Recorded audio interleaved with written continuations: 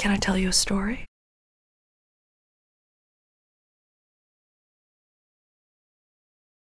I was taking care of a gentleman, Frank, a retired cop from Connecticut, not too far from where I grew up.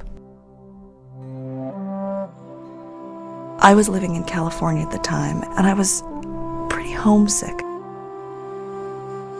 He had lost his wife and had moved to the West Coast to be with his 3 grown children, and so he was homesick as well. We talk about New England autumns. We talk about tubing on the Farmington River. We talk about this yearly celebration in my hometown called the Shad Derby, which celebrates fish that have come home. I think in part he reminded me of my childhood, a kid enchanted by the idea that here was a profession where you could go home at night and feel like you've helped somebody.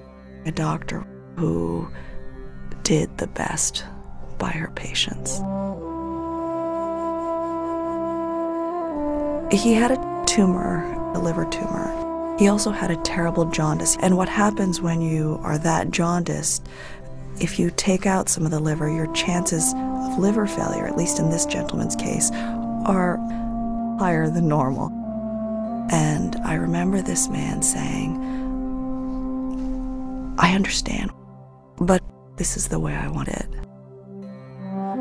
We went ahead with the surgery. About 3 days after his operation, his liver numbers began to rise. His liver was in fact failing. He became groggier, his eyes looking through a fog at the rest of us. And his breath changed. It's something that happens in liver failure. It actually becomes sort of sweet. One day he pulled me aside. It was on one of his clearer days, and he said, "So, Doc, how am I doing?" I knew that he would die, but I said, "We need to try to nurse you back." He knew what was happening. Once again, he said, "Doc, you tried your best. This is how I wanted it." He died a few days later. And I remember I was in the operating room, I think, when he died. And so as soon as I was done, I went over to his room. And it was so still, you could hear the buzz of the fluorescent lights, and I could hear my own breathing. And Frank was lying there. And I just sat there, pulled up a chair, just sat next to him, and I touched his hands.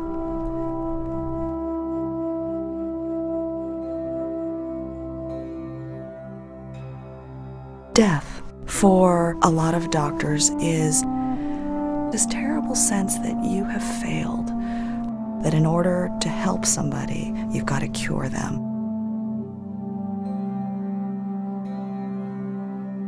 I was young enough at the time that if he hadn't said it, "This is how I wanted it," I think it would have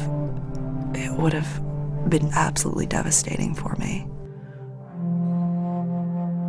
Frank, in one of the last lucid moments of his life, was able to thank me for taking care of him.